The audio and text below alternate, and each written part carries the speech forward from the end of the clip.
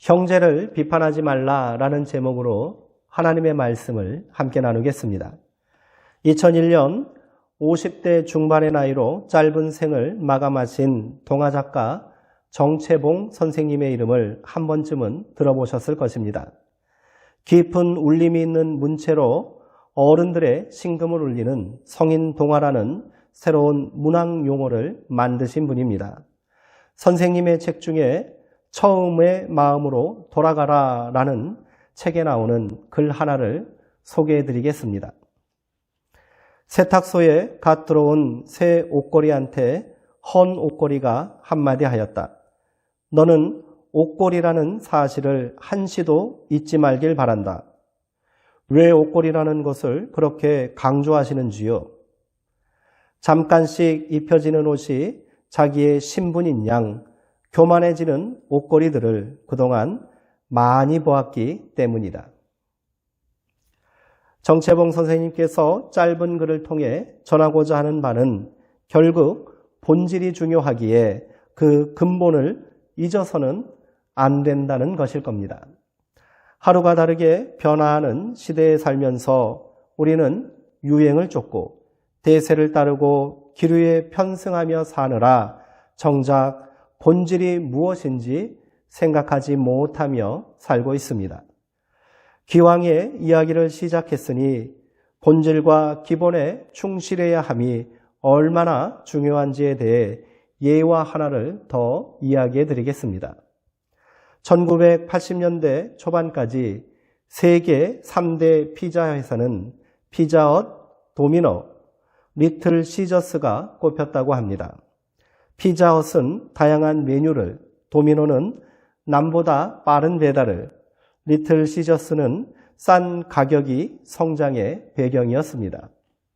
그런데 1983년 파파존스라는 피자 회사가 등장하더니 돌풍을 일으켜서 매출이 매년 2배 이상 성장하여 기존의 강자들을 위협하게 되었습니다. 이러한 성장의 배경에는 30세의 젊은 나이에 회사를 창업한 슈네트의 단순한 발상의 전환 때문이었습니다.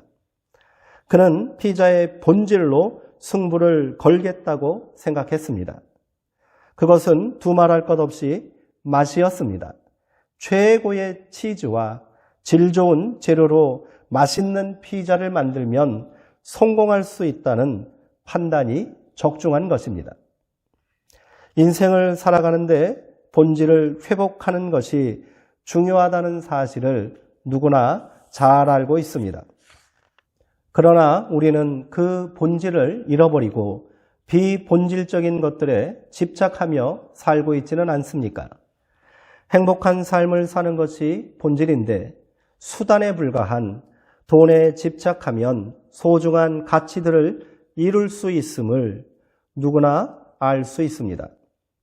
자녀가 독립적인 인격체로 잘 자라는 것이 본질인데 부모의 욕망이 과도하게 투영되는 순간 아이는 자기 주체성을 잃어버리게 된다는 사실을 모르지 않습니다. 무엇이 중요한지 우리는 잘 알고 있습니다만 그게 마음대로 안 되는 것이 현실입니다. 그래서 때로는 분주한 발걸음을 멈추고 자신을 돌아보는 시간을 갖는 것이 중요합니다. 잠시라도 소중한 사람들을 되돌아보고 행복한 시간들을 다시 떠올려 보십시오. 코로나19로 불안한 마음을 뒤로하고 일상의 사소한 것들을 마음껏 누리던 때를 생각해 보십시오. 그러면 무엇이 중요한지 깨닫게 될 것입니다. 신앙도 마찬가지입니다. 우리는 지금 너무도 분주하고 걱정이 많습니다. 저 역시 그렇습니다. 생각은 복잡하고 해야 할 일은 많은지라 정작 무엇이 중요하고 어디에 힘을 쏟아야 할지 모를 때가 많습니다. 그래서 우리 예수님은 골방에 들어가 기도하라고 말씀하셨는지 모르겠습니다. 신앙생활을 하면서 성도님들은 지금 어떤 문제로 근심하고 계십니까? 수정동 교회를 위해 우리는 또 어떤 일에 힘써야 할까요? 다시 첫 마음을 회복하고 본질로 돌아가는 것이 중요하지 않겠습니까? 오늘은 그렇게 우리가 회복하고 찾아야 할 신앙의 본질이 무엇인지를 말씀을 통해 함께 고백하게 되기를 소망합니다. 바울은 로마서 14장에서 로마 교회에 있었던 문제와 갈등에 대하여 언급하고 있습니다. 사람들이 모이는 곳에는 의례껏 문제가 발생하기 마련입니다. 오해와 갈등은 어디에나 존재합니다. 교회도 예외일 수 없습니다. 아무리 뜨거운 신앙으로 모인 초대교회라 할지라도 다르지 않았던 것이지요. 바울은 로마 교회의 문제를 구체적으로 언급하기 전에 먼저 해결을 위한 방도를 제시합니다. 그것은 믿음이 연약한 자를 너희가 받되 그의 의견을 비판하지 말라라는 것입니다. 여기서 누가 믿음이 연약한 자인지는 중요하지 않습니다.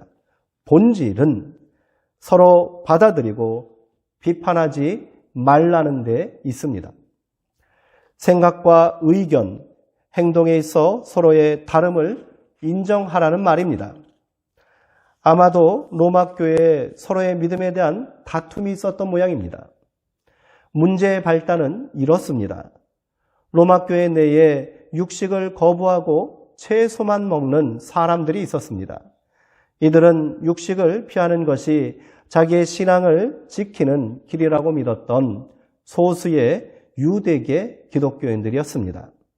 그런데 로마 교회는 로마인들이 주축이 되어 세운 교회이다 보니 다수의 교인들이 이들의 행동을 업신여기거나 비판하는 일이 생기게 된 것입니다.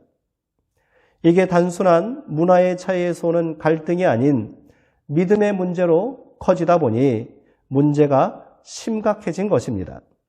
채소만 먹는 사람들은 졸지에 믿음이 연약한 자가 되었고요. 모든 음식을 거리낌 없이 먹는 사람들은 상대적으로 믿음이 강한 자가 돼버린 겁니다. 뭐 이런 문제로 다투느냐고 생각할 수 있겠습니다만 그게 그렇게 간단하지 않습니다. 기독교로 개종한 유대인들은 그동안 지켜온 율법 규정에 따라 음식을 철저하게 구별하였습니다. 유대인들에게 음식에 관한 문제는 단순한 일상의 문제가 아니었습니다. 오랫동안 이민족의 지배와 박해를 받으며 살아야 했던 이들은 성전 제사에 자유롭게 참여할 수가 없었습니다. 어떨 때는 성전이 파괴되었고요. 제사가 아예 금지되었던 적도 있었습니다. 그렇게 고난의 역사를 살면서 유대인들은 예배와 믿음을 지키기 위해 가정을 거룩한 제사의 공간으로 고백하는 신앙을 갖게 된 것입니다. 거기서 식사는 제사를 대신하고 음식은 제물을 대신하게 됩니다. 제사장들이 예배를 집례하기 위해 성전 물두멍에서 손을 씻었던 것처럼 식사 전에는 반드시 손을 씻어야 했고요.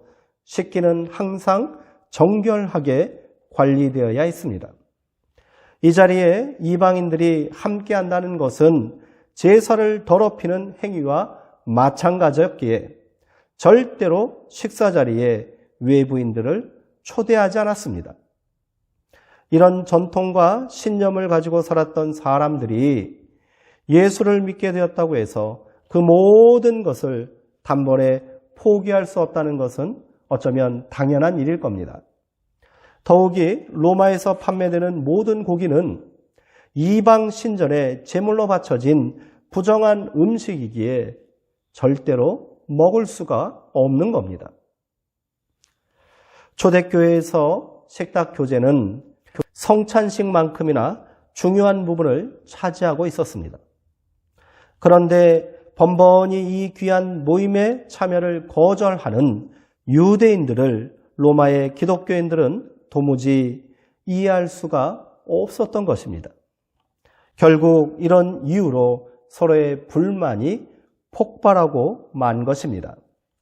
바울은 이 문제에 대하여 너희가 비판하는 그들이 바로 하나님께서 받으신 자들이라는 사실을 상기시키며 비판을 당장 멈추라고 말합니다. 이런 다툼은 소모적인 논쟁에 불과하다고 생각한 것입니다.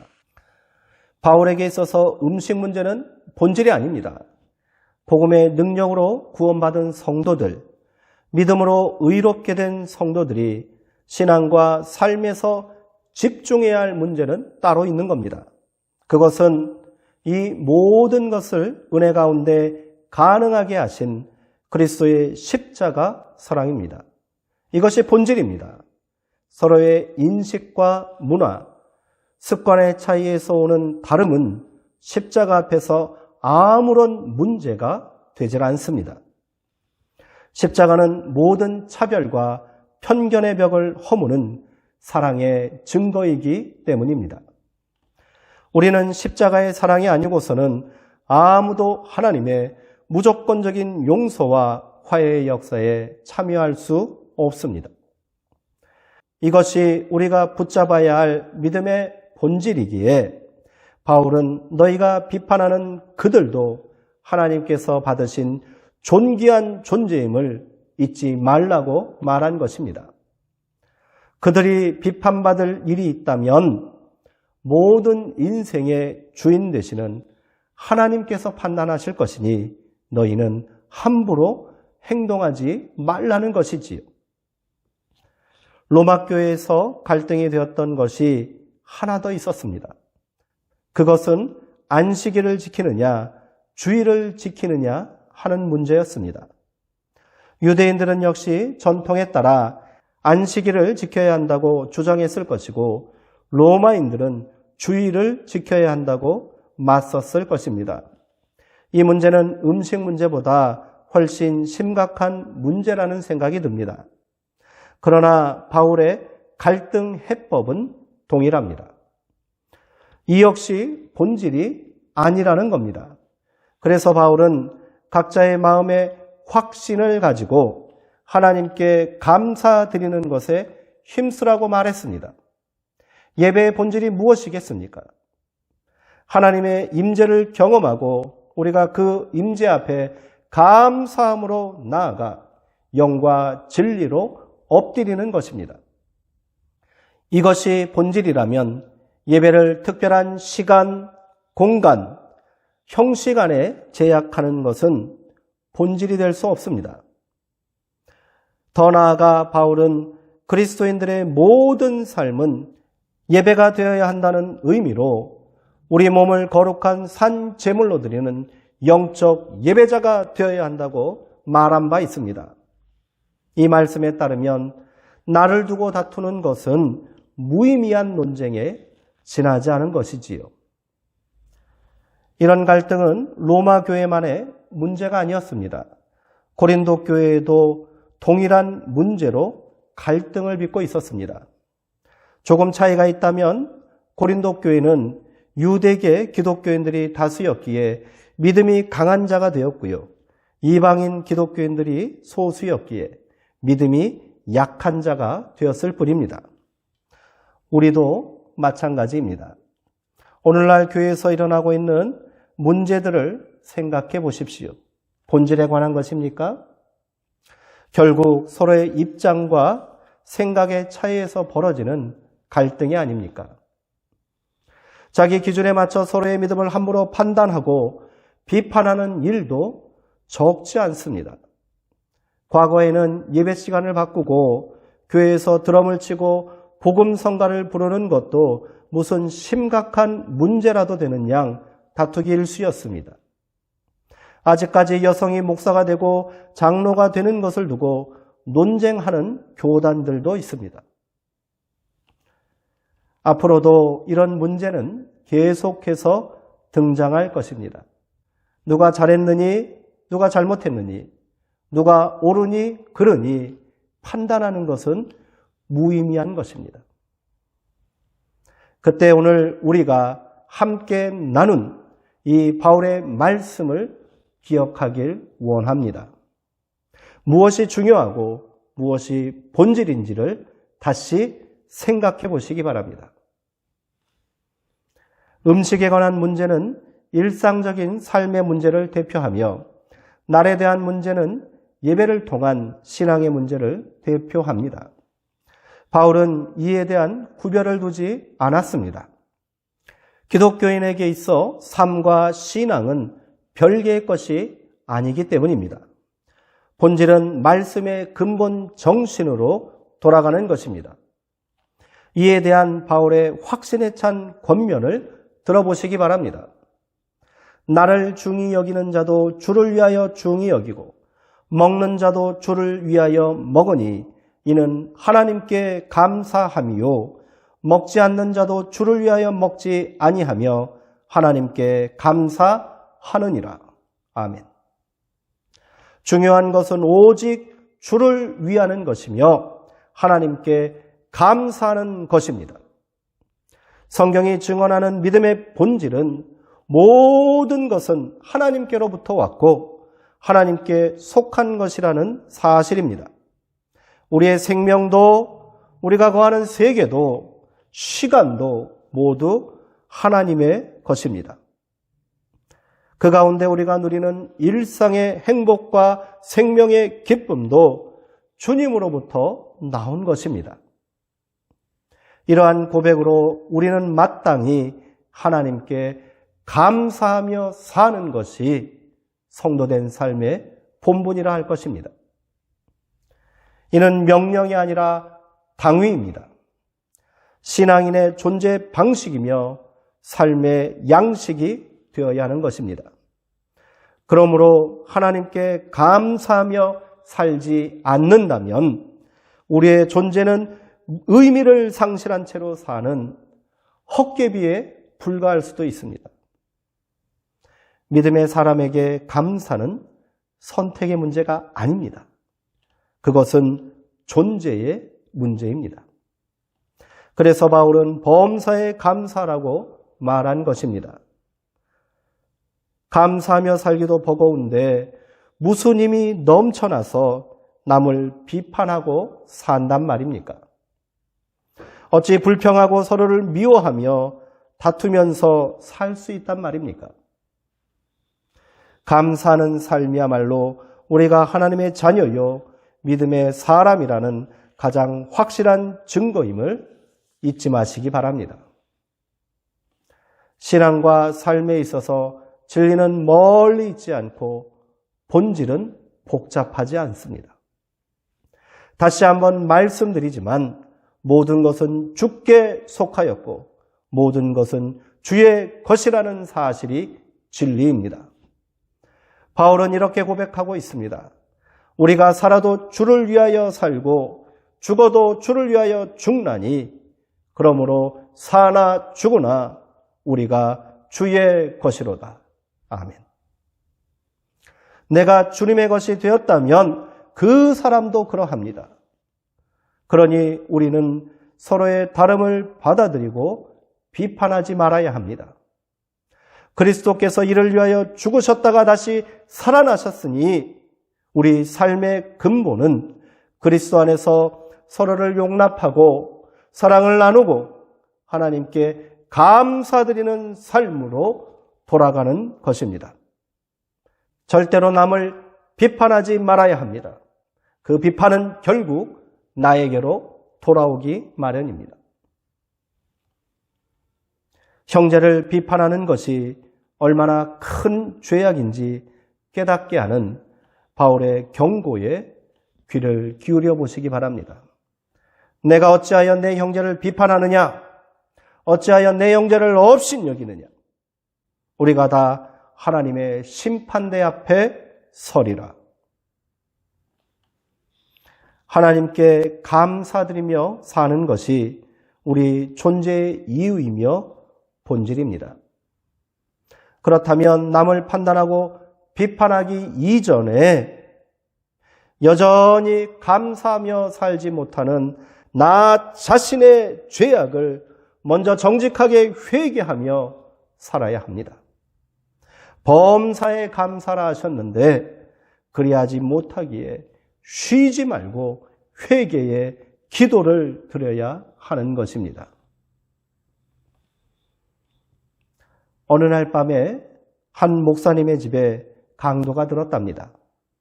강도는 사택을 난장판으로 만들고 돈 되는 것을 닥치는 대로 챙겨서 도망갔습니다. 강도가 나간 후 사모님과 함께 넋을 놓고 주저앉아 있던 목사님이 갑자기 무릎을 꿇고 이렇게 기도하셨다고 합니다. 하나님, 이 일로 부끄러운 종이 3가지 죄를 회개하게 하시니 감사합니다. 첫째, 성경에 예수님께서 밤에 도적같이 오신다고 한 말씀을 잊고 살았는데 그걸 몸소 깨닫게 하시니 감사합니다.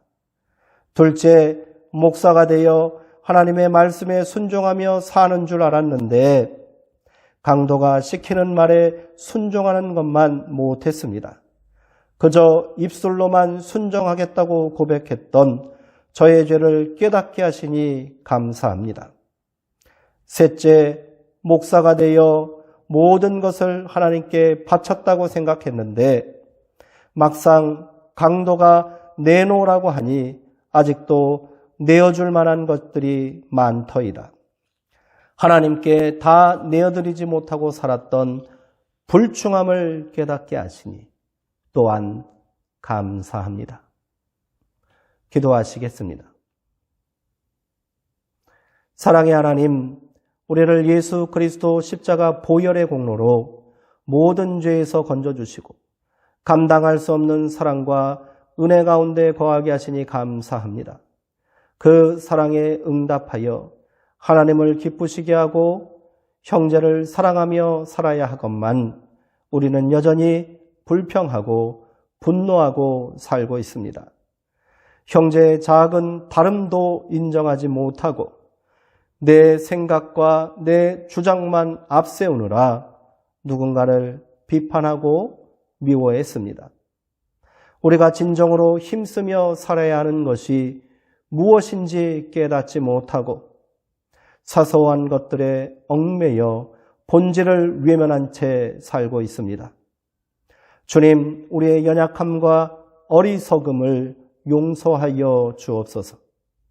다시 말씀에 귀 기울이게 하시고 다시 전심으로 기도하게 하시어 하나님께서 원하시는 성도의 삶을 살 수 있도록 우리를 도와주옵소서. 예수님의 이름으로 기도하옵나이다. 아멘.